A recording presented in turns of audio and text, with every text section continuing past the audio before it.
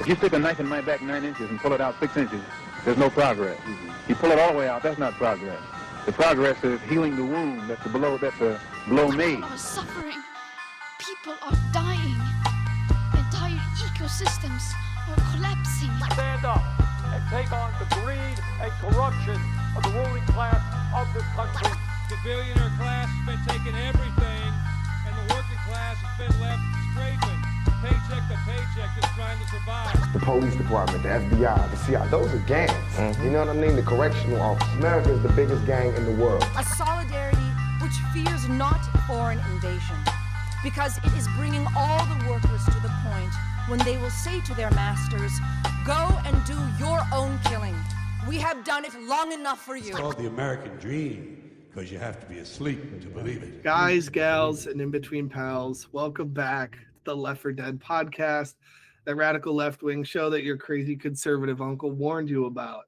As always, my name is Dane. I am one of your co-hosts, and I am joined by our woke uncle, James Harris. Currently, the Chaos Queen is MIA, but... Hey, no, the Chaos Queen is not MIA. Chaos Queens work in mysterious ways. That is true. That is true. And we are joined with a very special guest making their return to Left 4 Dead, Sean Briscoe of Hello, everybody. CLSB Politics. We talked with him a couple of weeks ago, kind of breaking down different elections. This is going to be a very special episode. We will be talking about specifically Wisconsin and our upcoming primaries. If you haven't already, check out his video on the Wisconsin primary, breaking down the numbers. Link will be in the podcast description. Sean, great to have you again. Welcome back. Oh, it's great to be here, guys. So, when last we spoke, I was like, I haven't done Wisconsin yet because you guys have such a late primary, and I'm going in chronological order. Just so you guys know, I did what's left. I've got I am literally almost done. I have Massachusetts left. They're the last primary that we have in the country. It's the only one I haven't recorded yet. I have done every state. I'm saving Texas and California. Like Florida went out today, or is out like almost like in like 20 minutes.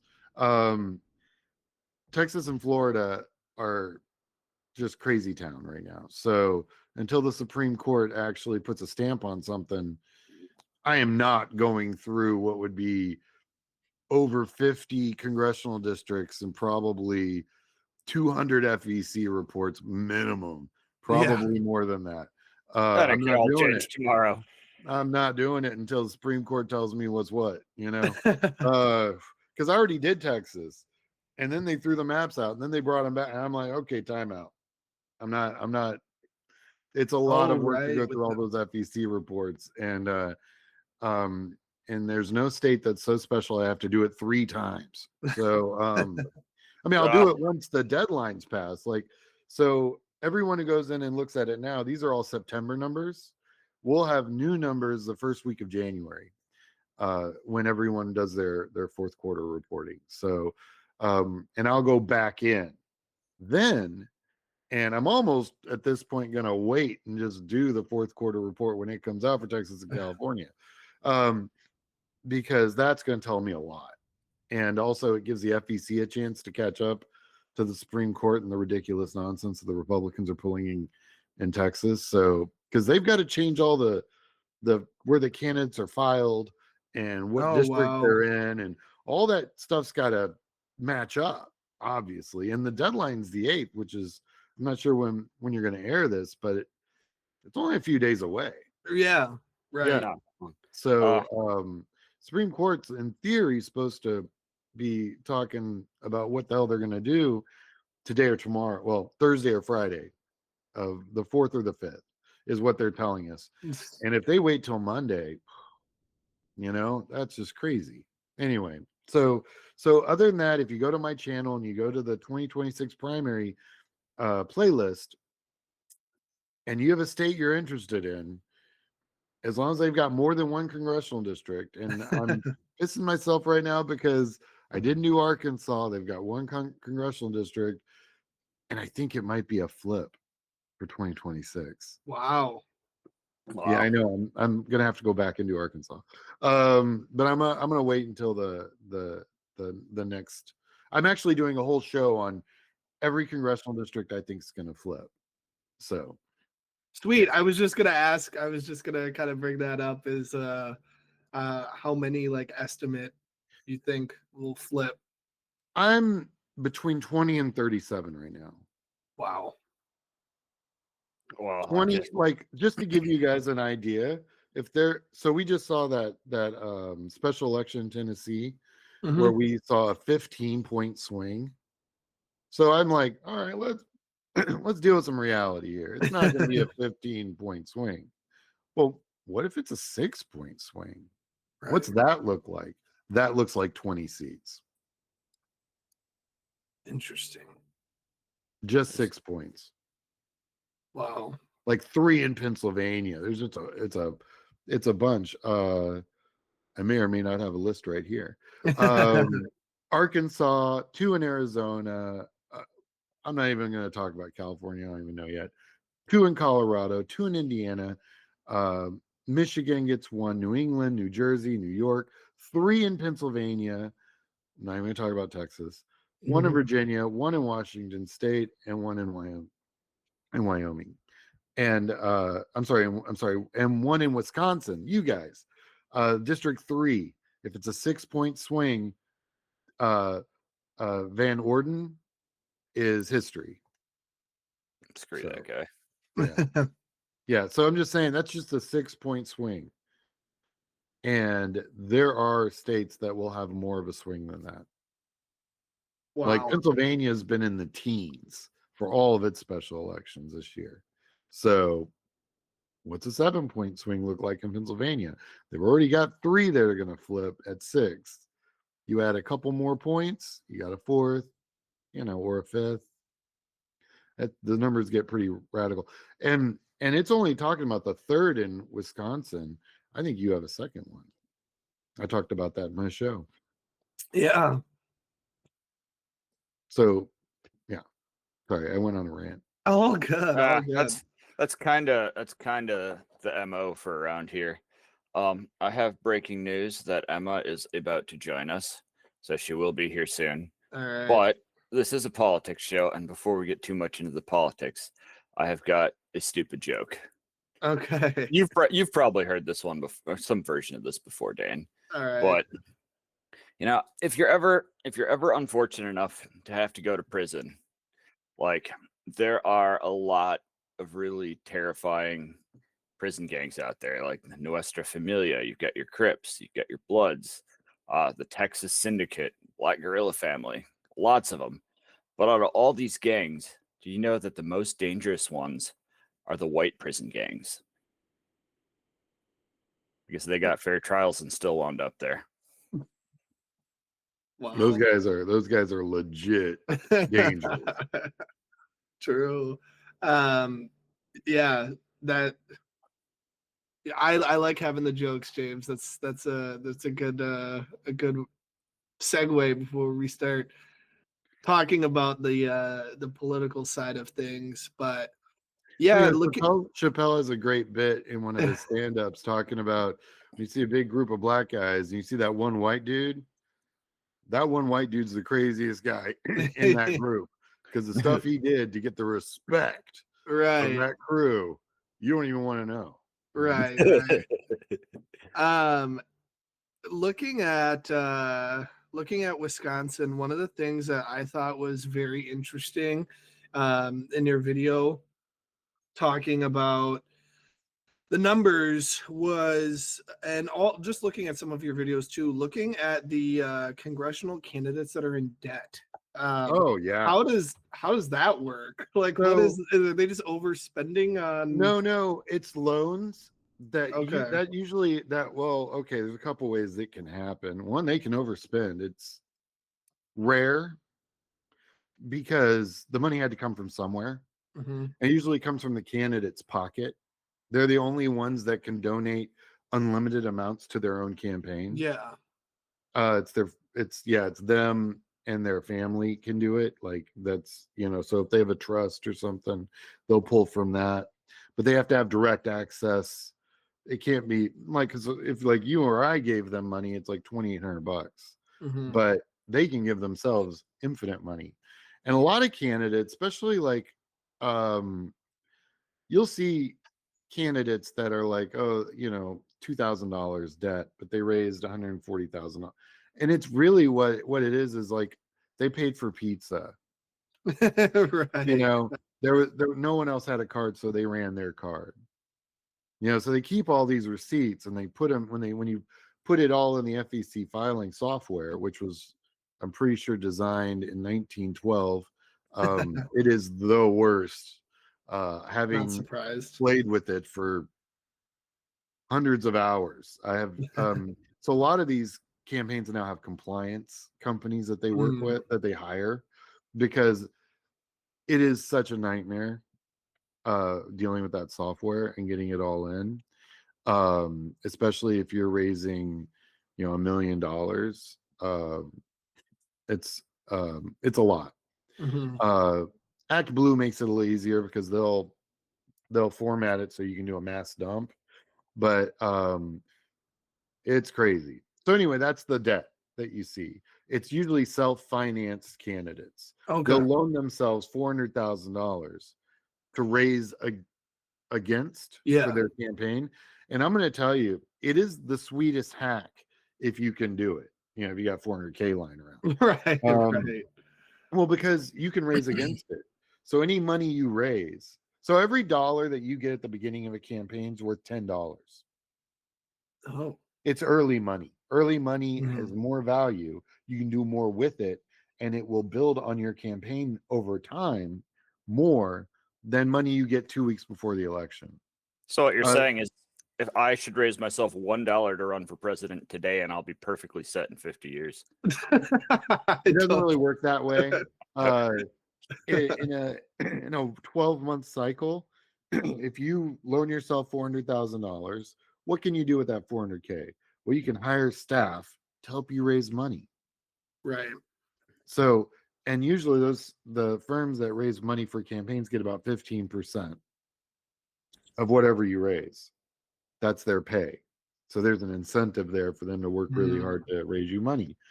Well, you hire them, you spend $100K on them. Well, so if you pay them $100K, that means they raised you $1 million. Right. Well, actually 1.5, but whatever. And what you're looking at there is that's how they do it.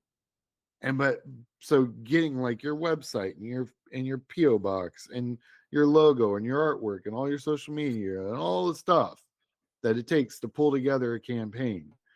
And what I just outlined there is, if you do it real smart, $2,000. But you got to have $2,000. Right. And think about what those $2,000 are going to do for you over the 12-month life of your campaign. I mean, how much money is it going to raise? That $2,000, how much money is that going to raise just because you have a website and a portal and an Act Blue account and then a bank account and all the stuff that you had to do that costs money to do? That $2,000 is your best ROI, $2,000 you're going to spend in your entire campaign. That's why you see that debt. It's that, and we're in that early money time. Yeah. You have to have capital to operate from to get your campaign up and running. No one here works for free. If they do, they're called volunteers, and you do get what you pay for. Yeah. Right. Here she is. Hey. Hi. Sorry, long night wooing city council people. I heard. There might have been some mezcal involved. Not mezcal. Yeah. That's tequila. We are not Russian agents. Excuse me. That's the Republicans. How did you woo them over? Did you just, butt your head into them and rub on them for a while until they met you? Look, I don't give away my secrets. All right. Awesome. Well, the Chaos Cat, I guess, today. It's actually working. Holy shit. We're officially a VTuber podcast. Yes. Jesus. Anyways, so I guess Sean, kind of talking about that, we were talking about early money. All of the candidates that have like NA right now for their filings, have you ever seen like someone at this point that is like NA when it comes to like their cash on hand come back and win? Oh, sure. So what it basically tells me is that they haven't broke $50,000 yet. So technically, with the FEC, when you're raising your funds, you'll have to report it eventually, right? You can basically raise up to 50K, and you don't have to file. You have to file just your preliminary paperwork, but you don't actually have to file all the receipts and itemized account yet. You'll have to do it before you close down your campaign. So you can't just raise 50K and bounce. That's illegal. But it just goes over to the next filing period. Okay. And so a lot of these guys may just not have raised enough to even warrant going through the process. And let me tell you, even just to manually, because none of these guys would be able to afford a compliance company or anything, just to manually put in $60,000 worth of fundraising for a campaign, assuming it's all, $100 or less. My God, it takes 25 hours with that software. So if they haven't, and then that's if you know what you're doing.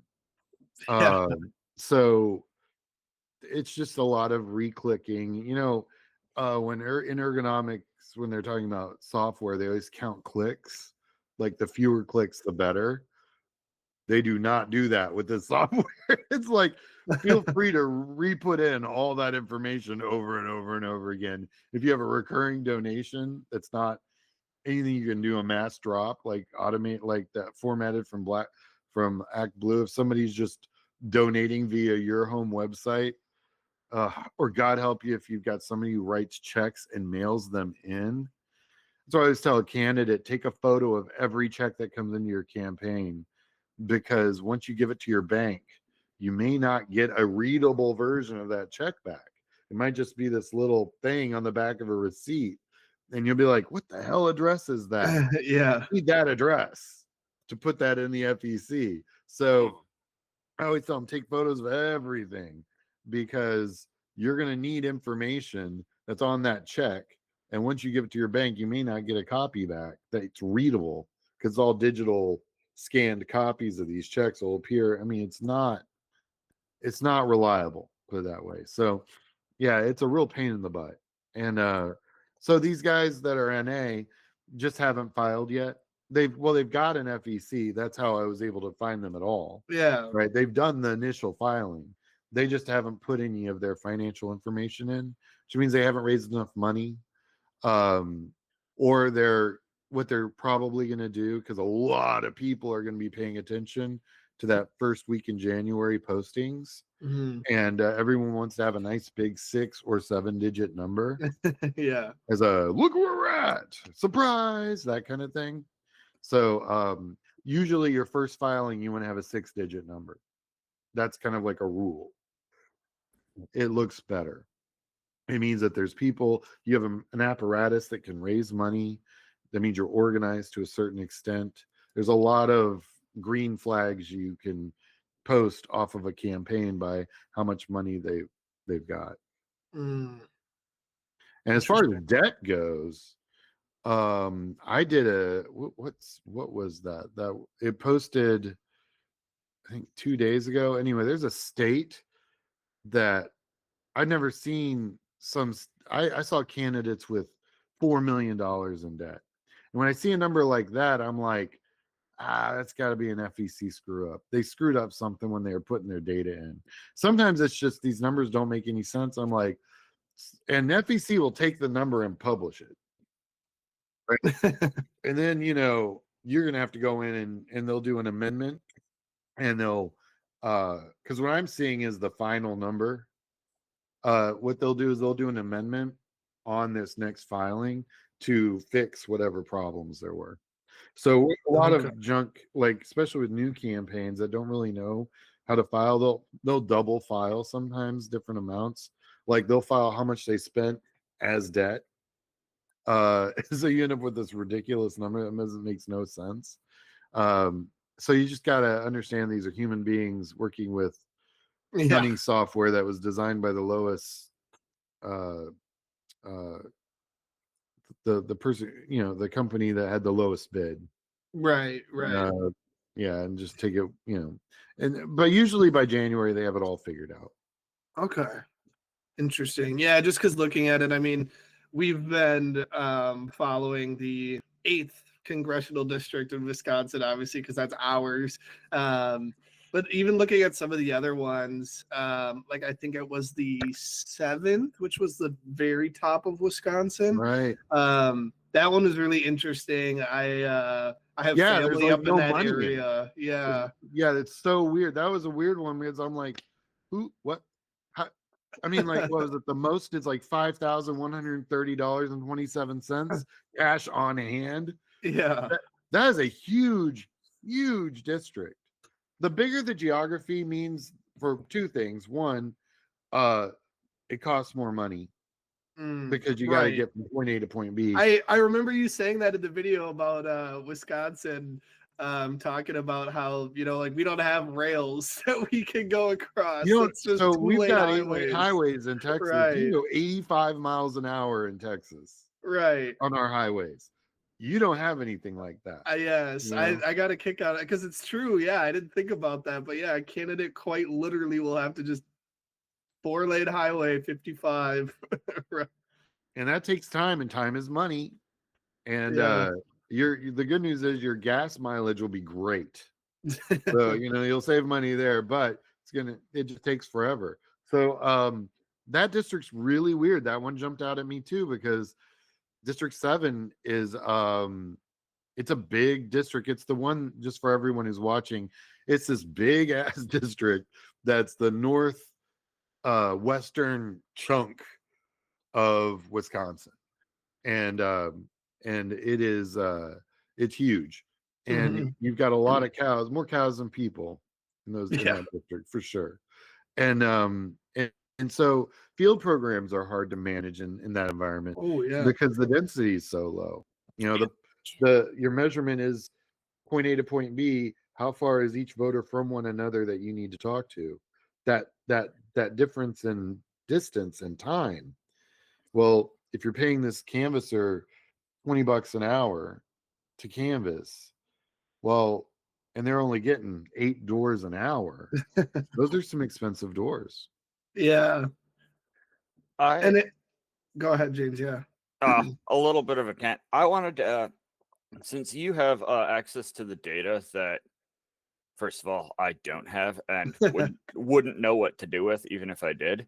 I'm curious because you're predicting some kind of swing in congressional seats to flip, and I'm wondering what the data tells you that the primary drivers of those flips are. Is it like affordability? Is it people are just sick of Trump, or where's it coming from? The big ones, Gallup poll just came out. What it is Trump's not on the ballot, but he is. Actually, what you're getting is all the bad stuff from Trump. So that 3% of MAGA voters that show up, that's really the reason that Wisconsin lost by half a point, was there's this 3% that showed up. They don't vote down ticket. They go in, they vote Trump, they walk out. Yeah. Because it's a party of personality, not policy. Yeah. So when you have all the policy voters vote, Republican and Democrat, now they're looking at affordability.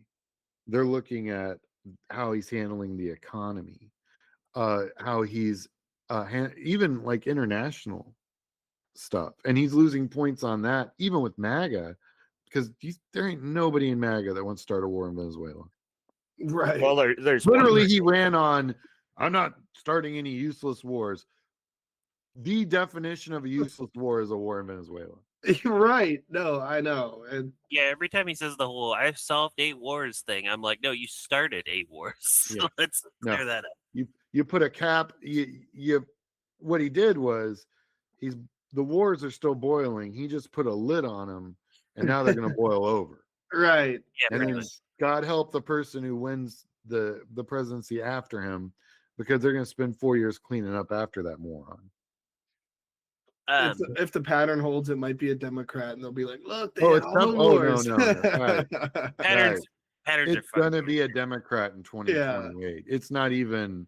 There's going to be nothing left of the GOP once Trump will burn the bridges on his way out.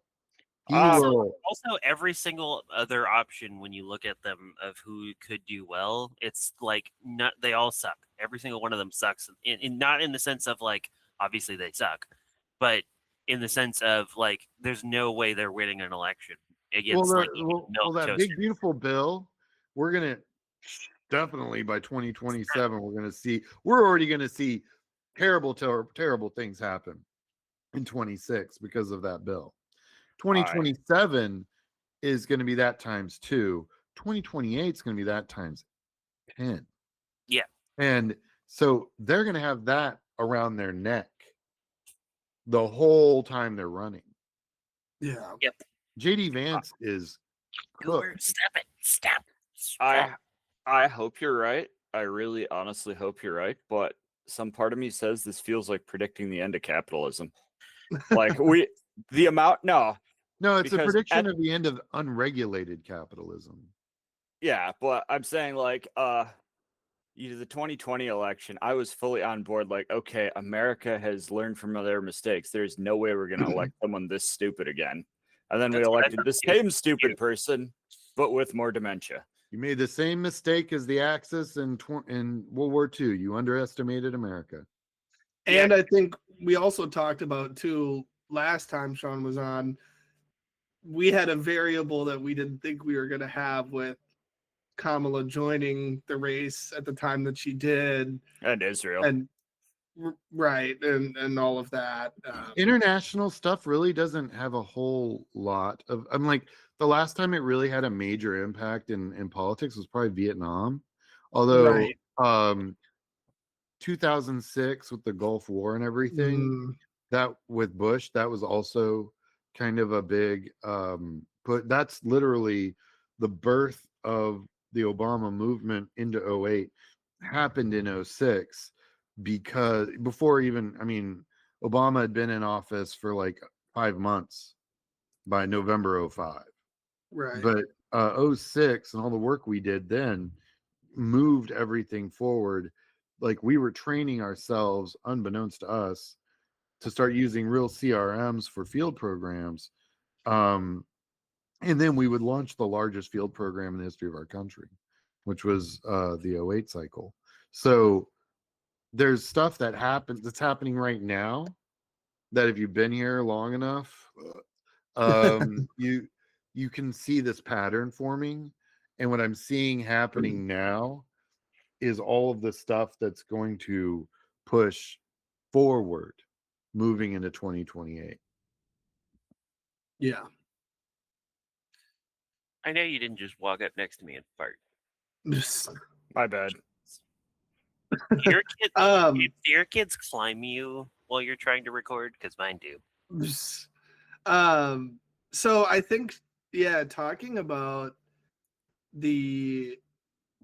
that was all that going forward, I think is very, very interesting, and especially affordability, because it makes me wonder what the all the races are going to look like here, because we just actually had somebody announce we have 7 Democrats, I think 6 or 7, I'm not exactly sure, running for governor now. And so it's just this political cycle. I feel like this midterm is going to be. Would you like to know who's declared so far? You've got Francesca Hong, Sarah Rodriguez, Zachary Roper, Kelda Royce, Andrew Mansky. I don't know if I'm pronouncing that right. Joe Showman, Tom Tiffany, Oliver Carranza, Crystal Harper, and David King. Those are all the Republicans, Democrats, and I think like Independents. 6 of those are done. Yeah. And you've got a I'm couple telling more you, that are it's coming. because Wisconsin's the hottest fucking state in this country. Everybody says no. Fucking listen. Well, Sarah Rodriguez, I looked up all their finances as far as how much Yeah. they've raised. And some of these guys were state house reps and stuff, and I don't really have very Right. good data on them. Mhm. But I looked them up, and Sarah Rodriguez has a huge lead in fundraising. I mean, it's not even close. Yeah, when the race first started out, she was like the only real establishment figure that was in it. And I think her doing not so well polling wise and everything else because she's just massively uninspiring. And when you look at her policy page, it's like bare bones at best. And I think that's why Mandela jumped in, because the Wisdems were like, hey, get in there. We don't want this. We are a little biased on the show. We had Hong on. I'm a She's terrible friend I am of not the a show. journalist. I'm a podcaster. God damn it. Do you think Charlie Kirk was like, let me take some journalistic integrity? I'm a political consultant. I'm a hired gun, guys. I'm not any of that either. But I got 250 episodes on YouTube. Right, you know? right. Emma, 20.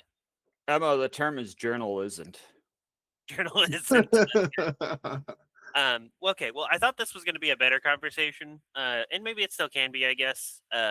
Maybe I shot a little too. No, I'm sorry. Not the whole. I was going to say you weren't here for. Sorry. Yeah. Fuck you guys. That's why I was late. Because I was like. You missed all the good stuff. It was earlier. Yeah. Oh shit. Sorry, I was schmoozing politicians all night. Afton Bain in Tennessee's 7th. Yeah. 7th. Mm-hmm. Okay. I was hoping she'd win. Obviously, she didn't. However, she did turn a Trump 22 district into a Trump 8 district. So, right. And she was running like was she like a DSA candidate too? Or? Yeah, no, she was. Like they were literally trying to in Tennessee. Yeah, like so when I think it was Hassan hadn't quite found her yet, and then when he did, he was looking up her stuff, and he was like, "Oh my god, she's fucking amazing!" Like, how did I not know? I don't want to toot my own horn here, people, but I put out the Tennessee show somewhere sometime last month, and I predicted 8 points. Saying. Nice. In the 7th, you can go look it up. I had the Republican winning at 55 and the Dem winning at 42. Yeah, I mean, I feel like Tennessee, that must be like not too bad. Yeah. Well, what's interesting is having lived there for 7 years, and Nashville is amazing. I love Nashville, and that's what her district was. It was so funny watching the attack ads come out because they were like, yeah, she said she hated like country music and pedal bars and all this other shit that's like Nashville pride. And meanwhile, she won Nashville by like 60-something% after that. Because people there are like, look, half the people there don't like country music either. Just because it's like a major site for it's like saying everybody in Memphis has to love Elvis. Or everyone in Seattle has to love grunge. Yeah. Not every person in Green Bay is a Packers fan. No. Right. I don't know how nobody like roasts them out of I town. mean, you guys ostracize them and throw them into ditches and you get, but they live there. And... Only if they're Bears fans. Only if they're Bears fans. Yeah. Or tolerant of the others. Well, if anyone who's watching this goes to my channel and goes to that playlist with the primaries, goes to Tennessee, I actually do a chunk on what they did to Nashville. The gerrymandering, because they have basically congressional district 7, 5, and 6, and 4 all pull from. There's actually a spot in Nashville you can walk, and you can hit all. You can walk to all and hit all 4 of those. Oh my god! Congressional districts. Yep. They all hook in with each other like this. So there's a spot where if you just do a circle, you'll hit 4, 6, 5, and 7, and you'll never leave Nashville. I do think though it's a sorry, James, one more quick thing. I do think it's an interesting testament though to how bad Republicans are viewed right now, that even with unfair maps here in Wisconsin, which made our 50-50 state a 6-2 congressional. They literally delegate. had a super majority for a while. Yeah, it's insane. And even with that, we're still poised to at least go 50-50 with them. Because if we win the first and the third, then that makes us 4-4. So that's kind of cool. Hey, get off your So sister. I'm good. No, we don't live in Bama. Yes, Yeah, that's what I keep telling them, and they don't listen. probably cut that joke. Yeah. Hey, if you okay. didn't cut the joke where I said that Schimmel was sucking off Elon Musk. Yeah, but that's making fun of Schimmel. This is making fun of like an entire state full of people. Okay. A little, but not this state. Okay, Not James. Okay, so back on to actual serious notes. Okay, so I'm gonna assume that most of our viewership knows how gerrymandering works, but if you're one of the people that doesn't, this is a drastic oversimplification, and the way it works is either compress or thin out. So you find voters that are likely to vote for your opposition, and you redraw the districts so the majority of them are in a few districts, and the rest of them are spread out where they can't affect the election. So what that looked like in Wisconsin for a while is that we had a few seats that were like 80% Dem, and everywhere else in the state would go like 55-45 Republican. Sean Briscoe is probably having a heart attack because I used the wrong numbers there. But those numbers, I just made them up to prove the point. But that's how it works. But sometimes gerrymandering can really, really backfire on you when there's a big enough swing in the electorate. All of a sudden, those margins on those spread out seats thin down quite a lot, and it can actually, it can completely backfire on you, and it can have the opposite effect. And I was wondering if you saw any signs that might be possible. Well, yeah. Well, Tennessee is one of those, and Indiana are like freaking out a little bit, the Republicans, because they want to do some redistricting, right? And just like Texas and California and everyone else. And they're just like, whoa, the 15-point flip. Well, then I may not be safe the way my district's drawn now. And you want me to give that other guy some of my Republicans? No way. Right. They're like, no. I plan to be here long after Trump. That's why Johnson's having such a hard time right now, because for one thing, he lost the entire Republican California delegation, right? Because they're all freaking dodo birds now. They're endangered. They're an endangered species.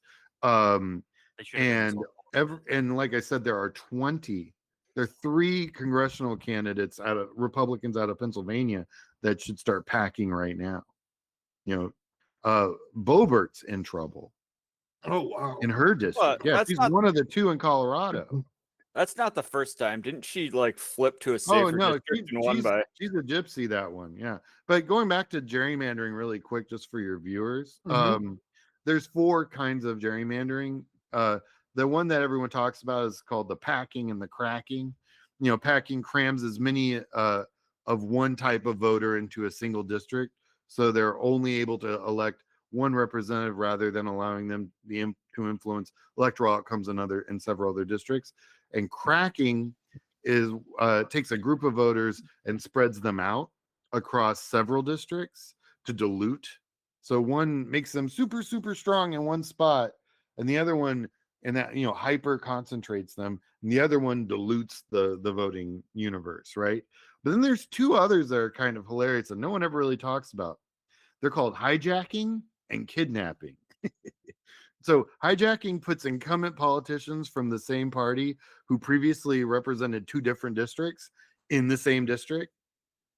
And then the other one's called kidnapping. Kidnapping moves an incumbent politician from their voter base to another district, leaving them stranded and having to reach out to a whole brand new electorate and do a whole new campaign.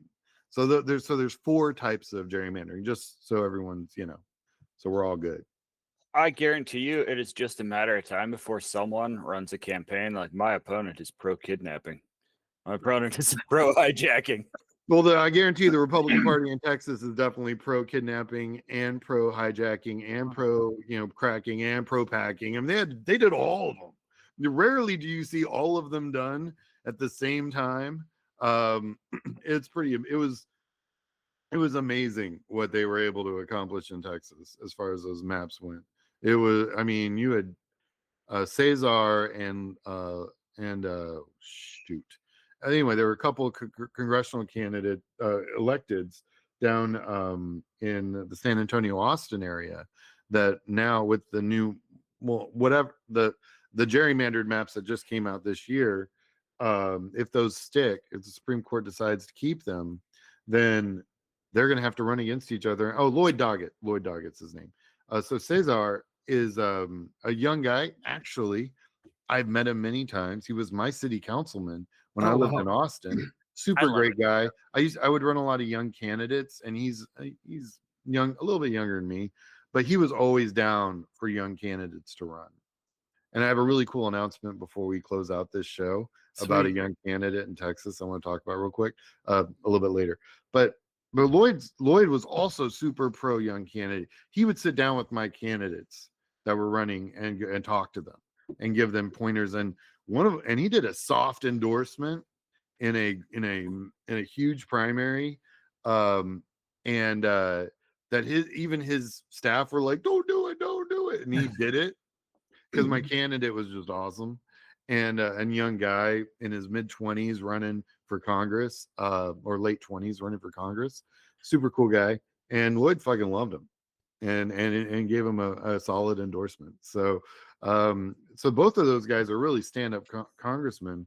Lloyd's been around forever. There's a joke in Austin: you can't throw a rock and not hit 5 people who worked as a staffer for Lloyd. Wow. He's just been there forever. And Cesar is just 100%. He's actually been arrested with some of my favorite ministers back, I'd say 2011, 2012, during the first, bunch of Republican crap they were doing to immigrants, showing that they were big on crime, even though none of these guys were committing crime. I've always said being tough on crime from Republicans is just a dog whistle for being racist, and anti-poor. Yeah.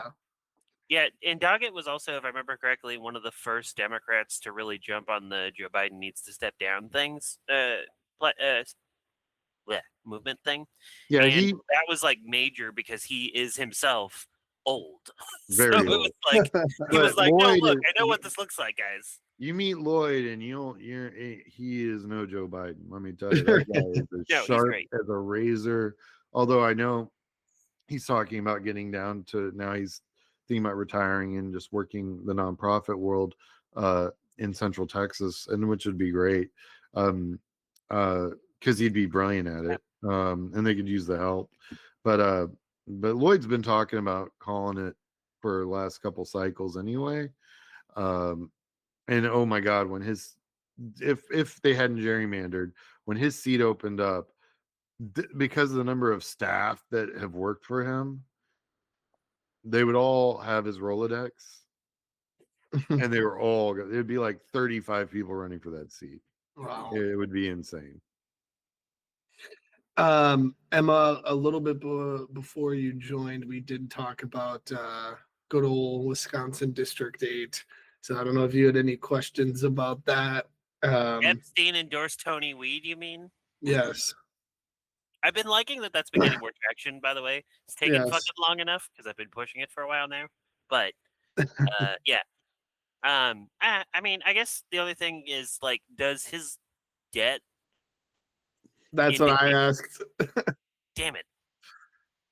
I mean, not specifically that, but we did talk about debt and kind of what that looks like. I was saying earlier, it's usually an indication of self-funding. Okay. Not necessarily an indicator that he's like, Yeah. Well, last time the reason I had asked about it was because I get the sense based on how even people that would normally you'd expect to support him talk about him, and it seems like people are like, he's just deeply unpopular here.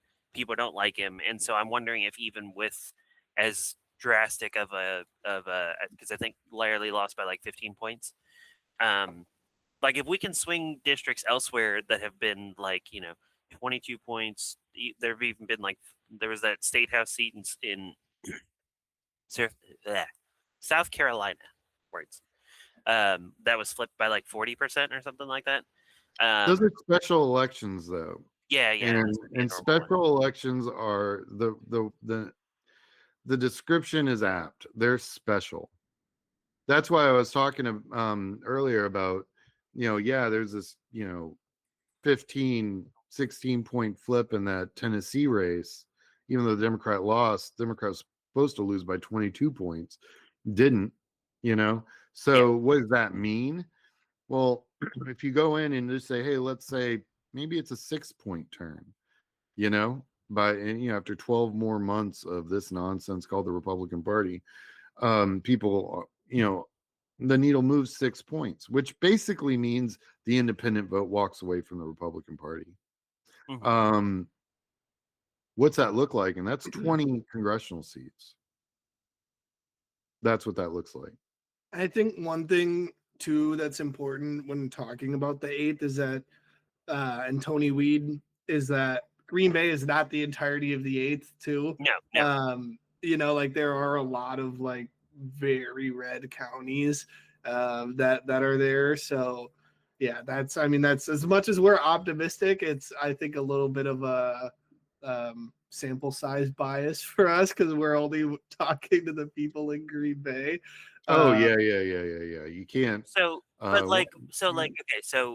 Brown County was, and granted, the 8th is still more than Brown County, but Brown County was generally about like a 10% Republican district or county, I think, and we ran that 11. It was a 13-point swing, so it was like a couple points for victory for Susan Crawford in the Supreme Court race. And that was, the Elon Musk effect, obviously. And you don't get a bigger bootlicker and rubber stamper for Elon Musk than Tony Weed. So I was wondering, maybe if whoever the candidate is really pounds, in addition to the Epstein stuff, pounds the Elon Musk stuff. Maybe, I don't know, but probably still not. Well, Emma, you and I had a front row seat to see what that, Elon Musk effect was. I mean, yeah, it was great. I was like, he can come to our elections anytime. Oh, I know. I'd invite him to every district that I run a race. Yeah. He's a great campaign advocate. And it'll be interesting too as that race starts to heat up. We have 2 people that have announced that they're running, Mark Scheffler and Rick Crossan. There's way more than 2. Oh, really? I don't know. Yes, there was a couple others that announced. I forgot about that. One of them, I feel bad because they seem like a totally lovely person, but I don't remember their name. Yes. But Katrina is somebody who I actually know and am friendly with. I thought it was great because so she's trans and her name Katrina DeVille.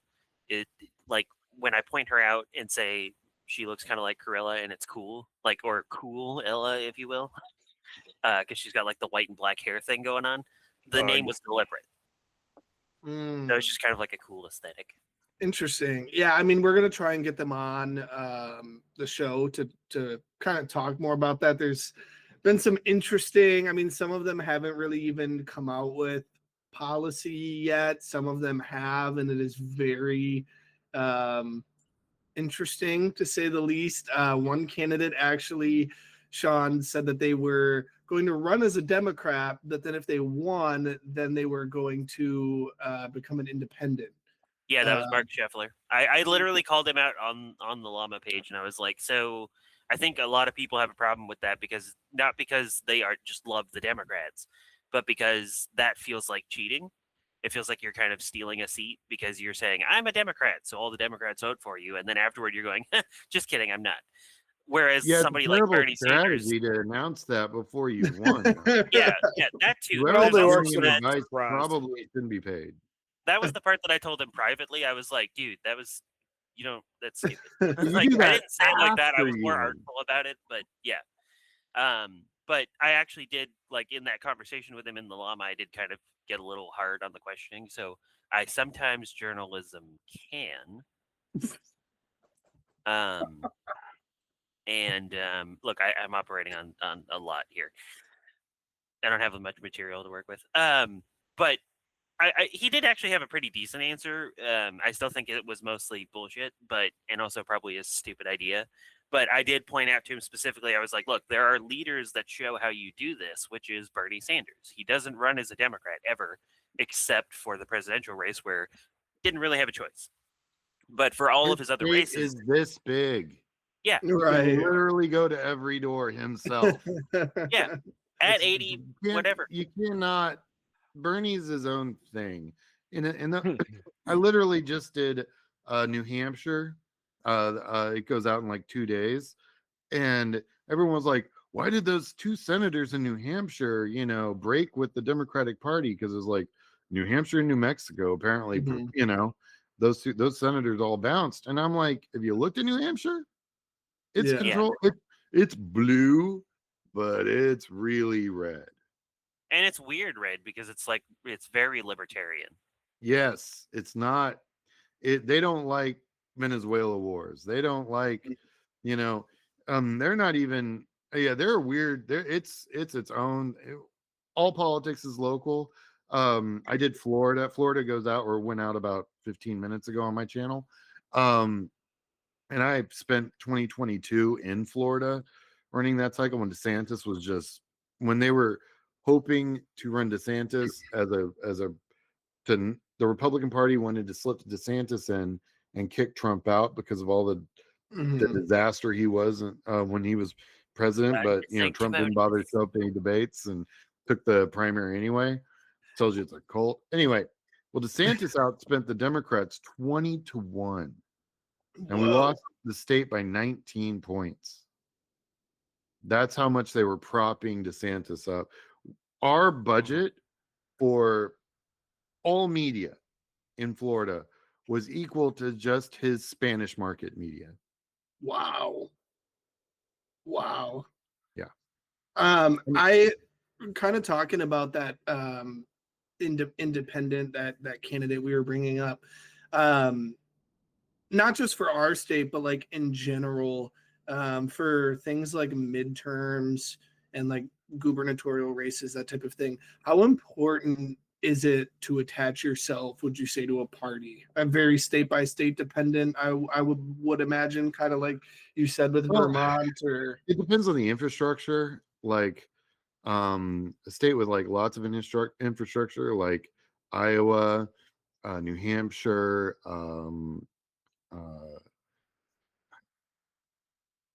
New York, yes. I'm trying to think. California's got a lot of Democratic I mean, like in Texas, we have a decent state chair now. He's a millennial. In fact, for 20 years, the state party here in Texas, the Democratic state party here in Texas, didn't have a Spanish comms department. Oh my God. 2 decades. Anyway, you want to get Kendall on your show. Reach out to his office. He is a really interesting state chair. And now like he moved the Democratic headquarters out of Austin and into Dallas. He's doing stuff nobody's ever done. But there are very few states that actually have a state party that has the resources necessary to actually, they mostly operate 6 months out of every 2 years. Interesting. I mean, for all intents and purposes, they wait for their primary to get sorted out and then they start doing stuff. So like in Texas, you're usually your state party, not this cycle because Kendall's doing a whole lot of interesting things, but normally the first Tuesday in March is when the party, outside doing some fish fries and Memorial Day and Labor Day events and stuff, it's not till after the first Tuesday of March on the even year does the party even start waking up. And now they have a ballot. And I'll be honest, they don't actually really start doing anything until after summer. So they lose 120 days of canvassing. Interesting. Just I guess I always just kind of thought that every state had a, like a state party that was. I mean, state by state, I'll tell you, it has more to do with leadership and fundraising than anything else. If you have good leadership, then you'll have good fundraising, and that means it's worth it for a candidate to go to the Democratic Party events. In Texas, I tell a lot of my candidates, I'm like, yeah, go to the clubs. I mean, you'll meet nice people. I always tell them to show up 20 minutes early, find out who's putting the chairs out, because that's the leader of that club. Mm. But outside that, I mean, if you need 1,000 signatures to get on the ballot, I mean, you can go to the clubs, but if you're in contested primary, all of your primary opponents already got all those signatures. So it's time to build a field program. And in fact, that's why I'd like at the end of this to talk to you guys about a candidate here in Texas that I hope to get on your channel, because I think Awesome, you'll dig him. yeah. For Sorry, sure. I just have to.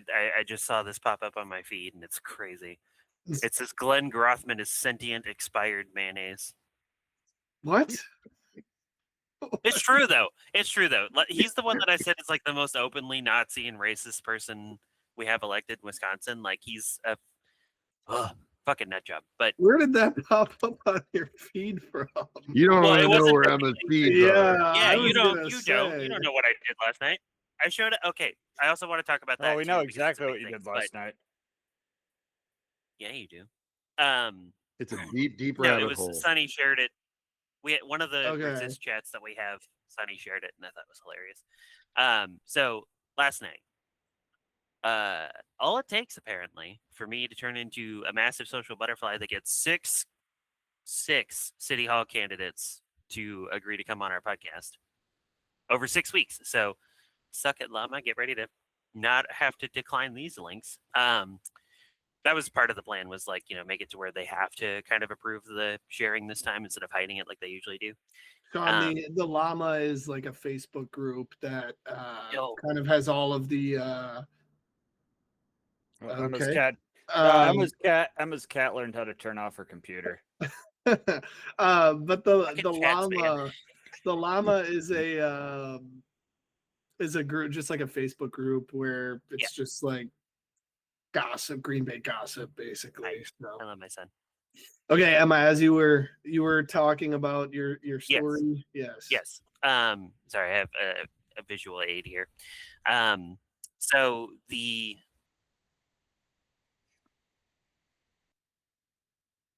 just keep going. The ADHD. We're doing tech support. What's going on here? Yes. Maybe. Go. Shoot. God damn it, where was I? Oh, right. So yeah, Daisy Duke overall shorts works pretty good. Also, 2 glasses of Moscato works pretty good too. And don't turn it off. Don't turn it off. Anyway, so I roamed around, talked to all 6 of these city candidates. Pretty great people for the most part, minus one that we'll talk about at some point, including when we get him on. But basically, lots of interesting stuff happening there. The fact that they're coordinating is something that's kind of caused a lot of drama. Because people are like, it's a nonpartisan race, and these admitted Democrats are coordinating, and it's like, yeah, they're being smart. And also, nonpartisan race for everybody involved doesn't mean that people that are partisan can't participate in it, because that would be stupid. It just means that they don't run under a party candidate. Actually, it doesn't even mean that. It means it's just an election held without a primary. Oh yeah, fair enough. That's even it. Better. That's it. That's the whole thing. It's not nonpartisan. It's non-primary. So I feel like a lot of people do not understand that at all. They do because not. They're like, yeah. I mean, I didn't even know that, but you always hear. I just thought I would always just tell people like, yeah, it's nonpartisan, but their ideologies line up, with the party. But that's no. I tell all the candidates running in the blueberries of Texas, you run as a Democrat running for city council. Don't mix words. Don't do it. No. You run as a Democrat, because this is your So the Republicans for a really long time played that game. They ran what I would call shadow partisan races, where they would be, oh, this is nonpartisan, and the whole time they're operating in races that had relatively low turnout, and they would get the GOP vote out heavy. Which is the only way they can win is if there's low turnout. That's why the more people who vote, Democrats always win. Always win. Yeah. So you end up with these guys that are saying one thing and totally doing another, and they were playing these candidates for decades in Dallas. I can speak directly from personal experience. Decades in Dallas playing that game, and I'm sitting there going, absolutely not. You're running as a Democrat. You're in a D plus 30. Why aren't you? What? No, let them say nonpartisan all they want. They're definitely running as a Republican. I know that because I can read their campaign finance reports, and then I just have to cross-reference it with GOP donations. And oh my God, 100% of them are GOP donors. Right. Yeah. No, they're running as a Republican in the shadows. You run as a Democrat under a spotlight. Interesting. Yep. Yeah. I mean, like Emma said, there's been a lot of, I like to see like a coordinated, like that was where Emma was at, was all of the like progressive Democrat candidates had like a single event where they were all there and that type of thing. And I like to see that. That is, I think that. No, I think that definitely is game on. Absolutely. Yeah. You should do that. Do that. Yeah. Yeah, I mean, we already flipped city council in the last one, I think by 2 seats. And if all these candidates win, I mean, I think there'd probably only be 1 or 2 people on there that would be like GOP backed candidates. So. And there's candidates that are getting ready to announce for those seats, so it should get even more interesting on that front. Can you stop trying to kill me? Yeah. But it'll be, yeah, I mean, I have the Wisconsin congressional map pulled up and looking at 1 and 3, because those were the kind of the hot ones that you had mentioned in the video. I guess, can you talk about it in the video, and we're going to link that. But what is kind of what are you seeing in 1 and 3 specifically that is kind of leaning you in that direction? Yeah, give me a second. Let me pull up my notes. Oh, there they are. I gotta go in a couple minutes, y'all. Yeah, for sure.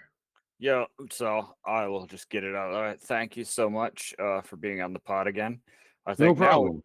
Now we've got like 2 friend of the pods that have been on here a couple times. Yeah, we need a Sean plus Jay episode sometime. That would be funny. That would be pretty epic. Hey, but yes. All right. So what I like about 1 and 3 is that they're both effectively 50-50 districts. Okay. They're so 1 is 48 Dem, 49 Republican, and 3 is 49-49 split. So and if you go and you dig down and you start looking at where the blueberries are, you're picking up a lot. There's a lot of just 50-50 counties that are not Democrat, not Republican. They just need a push. And I think in a race, in a plus D6 cycle, which is honestly what I think we're looking at moving forward, that pushes, and you really only get D+4 or D+2 or 3, and you push both of those races for the Democrat. And the other thing that I like to look at is, what does the field look like, right?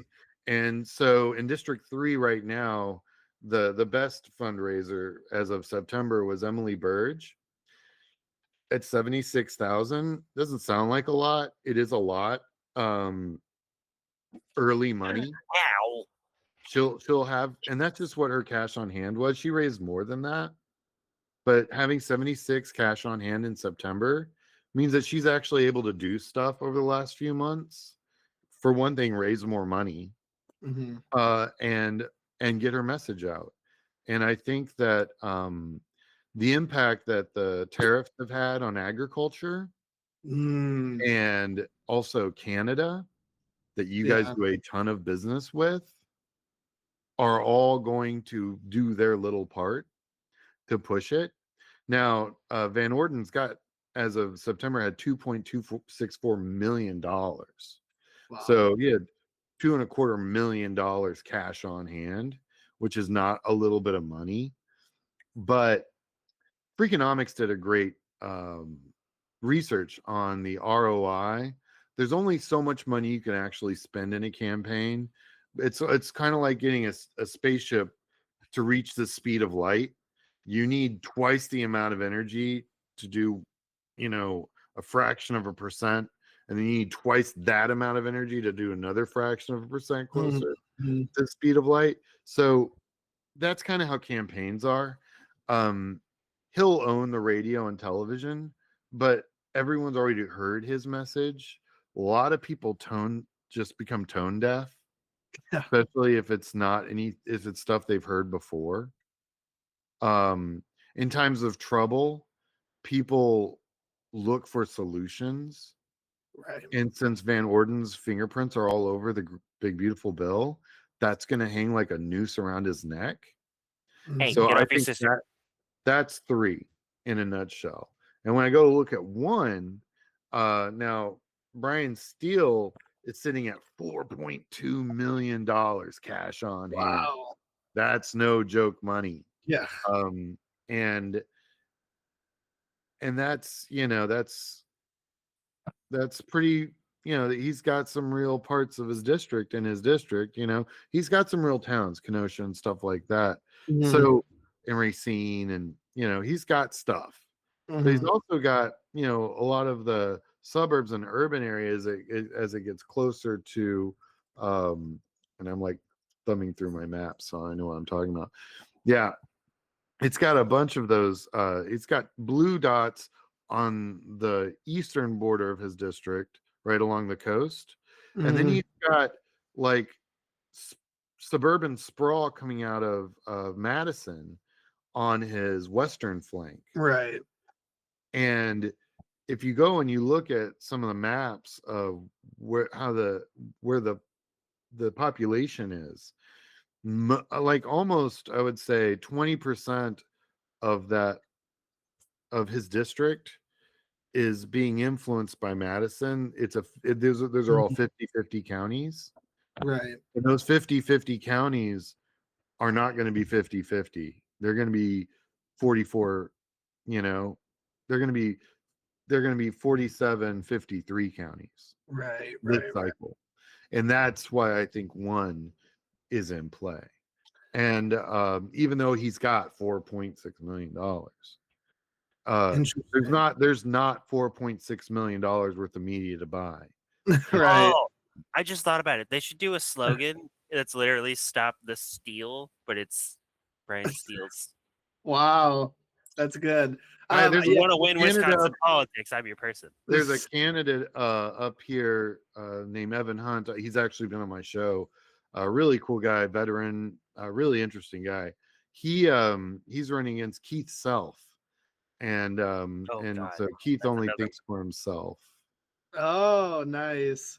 That kind of ties into talking just about political ads and that type of thing. I think I personally, I find them funny regardless of the party a lot of times. Yeah. Because just, like I was always memeing about, no jail Janet Protasewicz and all of that stuff, and catch and release Crawford, right? And all of that. I just think it's so funny. But one thing that I have heard is that Kamala commercial where it was like Kamala's for they, them, Donald Trump is for you. When I heard that the first time, I was like, okay, they kind of cooked with that one. Like that was pretty good. It was pretty good. Most commercials that go after the 1% or the fraction of 1% of the population and beat on them tend to do well. because so that was going to be my and other. then it's always before the whole pronoun thing even happened. Yeah. It was always, they always talked about the they over the them, Right. and then they actually became they and them. Mm-hmm. I mean, it's like it's a hard They it's a tried to hard kill us. They're coming after us. Yeah. Mm-hmm. yeah. The theys are now an actual people. Right. Before it was like this amorphous thing that was out there. Now it's like, not only do they want to steal championships from your students playing basketball and volleyball, Right. And they if want to little read Timmy stories goes to your school, children he in the might come back as library. Sally. Right. Yeah, no, that whole line during the debate really got me, where he was like, or maybe it was during the campaign, but where he was like, yeah, little Timmy goes to school and he comes back Sally, or something like that. I was like, Jesus Christ. I do. So one thing that I am very curious about, because I have a poli-sci degree. James is about to graduate with a poli-sci degree. So we've taken, just kind of some very basic level, like political behavior type of classes. What is your opinion about like the undecided voters? Like, what does the data say about that? Because it's something we always hear, and I've never really. We learned that it's not as much of a population as what people think it is.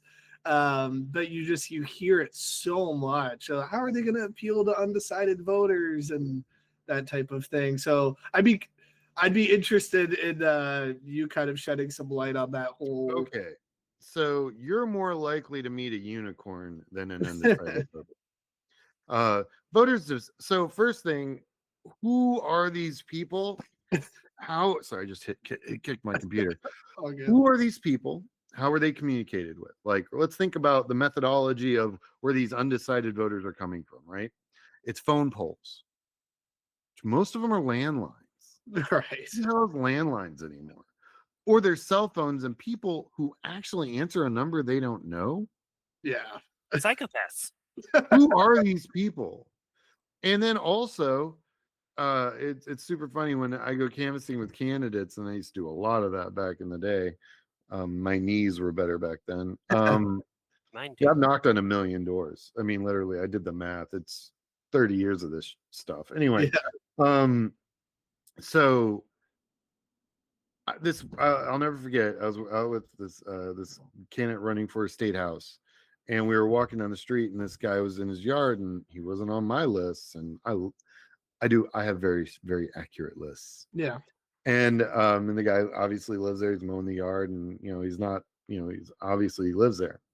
And Andy's like, "Hey, let's go talk to this guy." And I'm like, "No, Absolutely not." They're like, "Well, we're only talking to municipal voters." I'm like, "No, we're not. We're talking to a lot of voters, municipal and otherwise."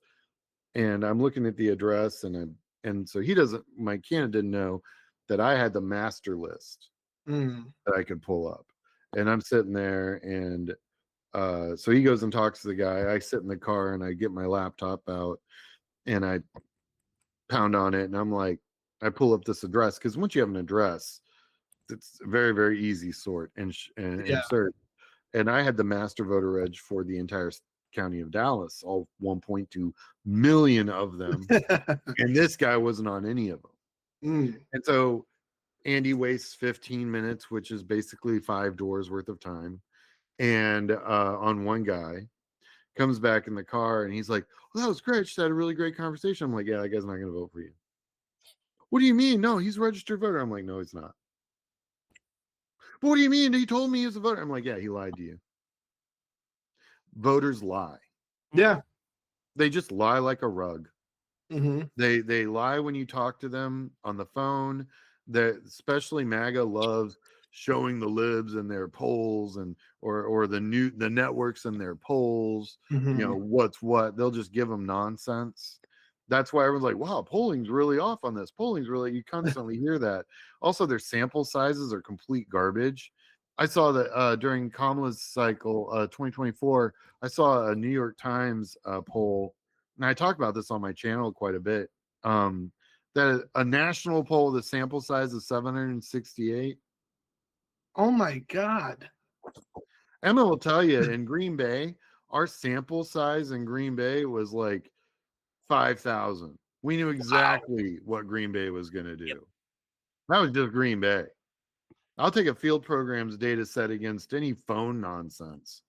And I mean, just between campaigns in 2005 and 2008, because I was municipal races in Texas are in odd years from both counties. Our contact rate with phones went from like 7-8% to 2% in what was effectively 30 months. And it's because the Apple phone came out. I remember us talking about that a little bit. Phones are just not reliable. For one thing, you don't know if it's a cell phone, you don't actually know if they still live there in the district at that house. You don't know that. And if they tell you that, that's great, but you don't know it. Right. Knock on the door, talk to them, you know it. That's true. Yeah. Yeah. Yeah, and I mean, I think with the whole polling thing too, like there was some recent polls that came out about the gubernatorial race, and like they were missing a bunch of the like they didn't have Francesca on. Yeah, they didn't like have any of that on there. And they had candidates that are not going to run. Like literally, they've said they're not going to run for it. And right.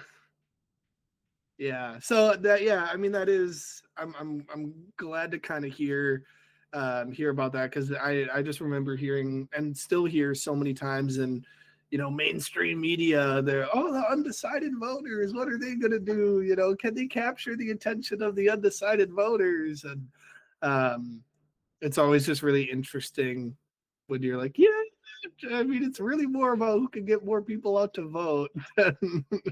So in Florida in 22, I was the data director for 7 counties, the 7 counties you run in Florida when you run for Democrats. And I'm looking at the data and I'm like, all data flows through me, like all the polling data. I get all the raw stuff. So I'm the first time I see a percentage, I'm the first person to see that. And I'm presenting my results daily. Give you an idea, for like the last 4 days of the election, I had a meeting every 45 minutes. I had a 15-minute meeting every hour for like 15, 16 hours a day. Because I'm data, and that means I had to be on every committee. Anyway, so I would see this data set and I'm like, I got a whole bunch of undecided voters in a universe that we're targeting, which are all blue. These are all Democratic voting. And I'm like, they're not going to show up to vote. Yeah. And they're like, what do you mean? I'm like, we're a week out. Early voting started, and we're still getting 21% is our margin of loss at this point. And they're like, oh, no, it can't be 21. 21's too much. I'm like, no, the data says this, and I agree with you. 21's too much. 15 ain't. If I'm 30% wrong, or I'm not wrong, if the data is 30% wrong, then we lose by 15. We end up losing by 19 and a half. The data was only off by like 2.5 points. Yeah. Because field data is insanely accurate. Yeah, people will lie, but there's no grand conspiracy. So as an aggregate of the whole body of the electorate, you wash out all the bad data because your contact number is so high. I mean, the number of people you talk to is so huge. Like even a crappy, and I know we can swear on this thing, but a crappy field program is going to talk to 2,000 people. Right. You know, and your sample size at 2,000 in a district the size like of a city council race, you know, you know what's going to happen in that election. If you run a good field program, you know what the turnout in election is going to be 3 weeks before the election even happens. Wow. Because you talk to that enough people where your sample size is big enough and statistics works. You know, did you know an interesting thing about statistics that our brains don't can't understand. Calculus was invented before statistics. Wow. That's pretty intense. Isn't that wild? We do not do statistics naturally. It's something we have to teach ourselves to understand. Their intuition pays such, like, because everyone's like, oh, we live in bubbles now. We've lived in bubbles our whole life. Our universe of friends have only expanded. We've only ever expanded our universe. Now I've got friends in other countries. Right. Like my great grandfather in Georgia didn't have friends in other countries unless he met them during the war. Right. So it's different. Yeah. Bubbles have always been here. It's just different now. Same bubble. And so when you do a field program, you're blowing out the bubble. You're going through the membrane, and you're reaching out to you can target. I want to target active voters. I want to know what they're doing. In fact, Emma will tell you this. I made a huge mistake in the Supreme Court race for my data targeting. So for effectively 10 hours of canvassing, our canvassers were going out to what I would classify as the general electorate. We were supposed to be technically in mostly GOTV at that point, just getting our voters out. But because sometimes you got to click every little box. Just throwing that out there. I failed to click one box, and immediately, and because Emma knows that I always like getting input from my canvassers, what the hell's going on, yada yada yada. I started getting reports back. Hey man, this was a little rougher than usual. This was a kind of a messed up. I'm like, all right, you can have a bad day. Bad days happen. Mm-hmm. Let's just see what tomorrow brings. And tomorrow brought even a worse day. I'm like, okay, it's not right. Went back, looked, found my mistake, fixed it. Everything was fine after that. But what was really interesting, for 10 hours, we collected real campaign, what the electorate was actually saying. Mm-hmm. And it's hard on the canvassers because you run into MAGA, you run into some real POS voters, guys that yell at you, scream, get off my porch, blah, blah, blah. So you can go after, you can canvass those guys, but you have to have a special kind of canvasser, well-trained, thick-skinned, understand self-defense. You're putting them in a little bit more danger than you would really want to. Now, especially if they don't know that it's coming, and nobody knew it was coming because I screwed up. Just for also, I was also doing it on my birthday, and my friends were coming in from out of town, so I was rushing it a little bit. Anyway. When we took that data, separated it from the rest of the data as we had to, and we looked at it, it told us exactly how much Green Bay was going to win by. Just those 10 hours of canvassing. It was off by like 0.5%. But we knew. And the reason I was like, I'd like to look at this data because it was bad. It just wasn't bad enough. It needed to be worse. What do you mean only 1 in 5 was yelling at you? It needed to be 2 in 5 at least. Why is it only 1 in 5 yelling at you? So yeah, we would go in and we did that.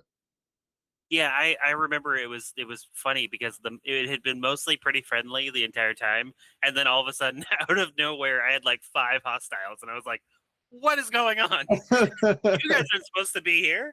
But So, yeah, I had a good time with it, honestly. But so real quick before we wrap up, I want to just talk about this candidate in Texas. For sure. I want him to come on the show. I'll come on with him. It'll be a blast. Yeah. He's an Eagle Scout. Okay. He is 18. Wow. He has all the signatures he needs to run for Justice of the Peace, Precinct 4 in Collin County, which is a county just north of Dallas County. He is the youngest candidate running in Texas. Wow. And we have a mutual friend. Actually, it was one of my dad's oldest friends. This guy's known me since I was like 4. He calls me up and says, hey, there's a kid here. I want you to help him. And when Steve asks me to help somebody, that's what's going to happen. Steve's family, Yeah. And so I reach out to the kid. I fucking love this kid. He's great. He's an Eagle Scout. He's pre-canvas trained, because with his Boy Scout troop, they would go door to door selling mulch. Right. Yeah, it's Dude, like getting you a can Girl throw Scout 'em as a all. canvasser. That's all the training you'll ever need to canvas. So he goes out there. He's like, I can't afford the $2,000 it's going to cost for me to get van. I'm like, you don't need van. You need signature. Matter of fact, Van sucks. Matter of fact, van's data's garbage. So how about this? Call up your county elections office. Find out how much it costs to buy the voter reg. They'll give it to you in a bullshit text format file. Email that to me. I'll process it for you. I'll do all the targeting. I'll pick your best 3 precincts. Why don't you go knock on that? And in 2 weeks, you'll have all your signatures. And that's Sweet. exactly what happened. He went out there and he was collecting 40 to 50 signatures a day. Oh my God. Over the last 2 weeks, got all of his signatures. He'll end up with 600 because of the clubs and the different groups that were collecting signatures for different candidates. He only needs 500 signatures. Wow. I'm going with him tomorrow to file his paperwork with the county party. And he will be the youngest. He's 18. He's going to University of Texas, North Texas, UNT. I think UNT is where he's going. We'll know all about that because you guys can interview him. But he's a college student who is sitting in a poli-sci class. Yeah. And his professor's like, hey, did you know the qualifications to run for justice of the peace in your county is registered voter, have to live in the district, No, you don't have to be a lawyer. You don't have to be anything.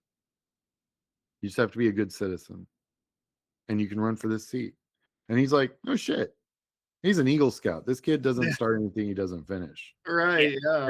And so he's got a theater background. Okay. Oh, we love a good theater kid. He's really, really good on the stump. Like better than all those other guys that are out there doing it. Like better than congressional candidates. Yeah. And he's up there. He is the bright and shiny spot of their Democratic meeting on a Thursday. You know? Sweet. Yeah. So I could not but help this guy. Yeah. He's got the best name for a candidate you've ever heard. His name is Eli Worthy. Huh? Wait. I've heard his name before. Did that stands out? The campaign. Eli Worthy. Everyone heard itself. that name before. Everyone's gonna. I met this guy. Eli Worthy. He's worthy of your vote. It just writes itself. That's a fantastic campaign slogan. Oh my God, it's the best name of any candidate I've ever worked with in my life. Yeah, that's awesome. So I want to get him on your channel. I think it would be so much fun. Yeah, he's great. I just like for him to talk about his experience. And I swear to God, we beat Van. Emma, you'll appreciate this. We beat Van with raw voter data and Google Sheets. Yeah, fuck you, Van. we would love to have him on. That would be amazing. Yeah, because a majority of our listeners are college, and I figured our poli-sci have some variation. Oh, absolutely. I mean, the guys is so stand up. Yeah, that's awesome. Yeah, no, he'll be fun. And, okay, so I have a friend. Her name is Kayla. She's amazing. But she goes to UWGB. Also, Moises, who goes to UWGB, is running. Yes, I County do. Board. Yes. She told me that last night, and I was like, "This is amazing. I love Moises." We got to get all these guys online. I'm doing a show with them on my channel. Awesome, which you guys will be able to see. But he's perfect. I'm hoping that like stuff like that really keeps inspiring more young college kids to get involved. Because Kayla, she was like in the civics college program at UWGB, so like she was interested in civic engagement and all that, but she wasn't really like, I want to really like work in politics and stuff. And then at that meeting last night, I saw her by chance, didn't even know she was going to be there, and she saw me and was like, I didn't know you were going to be here. And I was like, well, small world. And also she didn't know about the podcast, so I gave her the link and she looked us up. Hell yeah. But shout out Kayla, she's amazing. But she's working for Ryan Spouty now. And I was like, that's so fucking cool. Like, you went from like, I'm not really that interested. Everybody that stays with me long enough ends up getting interested in politics. I have like this like really corrupting effect on people. But yeah, and then she mentioned Moises, and I was like, this is cool. So I'm hoping that stuff like that, getting Worthy on here and talking to him, will also help like really, like I'm going to be pushing that hard with that, is just like tell us how to make more college kids want to get involved. Yes, for sure. And the gerontocracy. Yeah, and the gerontocracy on the backs of the young. Yes, but we do need to start wrapping up. So as always, Sean, it was awesome to have you on. We will make sure that we link the Wisconsin video. Like I said in the beginning, I would recommend watching that before you watch this, just so kind of have a little bit of a background. You do excellent work on your channel, Sean. I've been very much enjoying it. It's just the congressional level right now. I'm gonna move, and I'll do a deeper dive into Wisconsin for your governor's race, because that's gonna be really interesting. Awesome, yeah, and we'll obviously want to have you back on, and look forward to having future guests. And seems like a great guy. But yeah, we if you haven't already seen, follow us on social media at Left for Dead. We have Spotify, YouTube, Instagram, and we are launching a TikTok where we will be having clips on there. And we're gonna have other stuff too coming, but Other stuff coming. We are just at the crux of getting monetization, so very much appreciate all of the following that we have had. With seeing everybody's Spotify raps with us on there. Yeah, no, that blew my mind. I was yes. So we all obviously love the support. Keep listening. We will keep coming out with great content for you all. But get active, get wise, get organized. Sean, you got any final calls to action? Yeah. When you get a phone call from a polling location, a polling committee, please tell the truth. Yes. Yeah. Emma? Oh, well, yeah, I have to fit it in now because I didn't get to fit it in at any other point. So fuck Ronald Reagan. Also, fuck Brian Johnson. Look forward to a special on him in the public market coming soon because I'm doing it. Yes. A lot of drama with that. But once again, thank you guys for tuning in, and we will see you next week. Stay trashy, goblins. Bye, guys.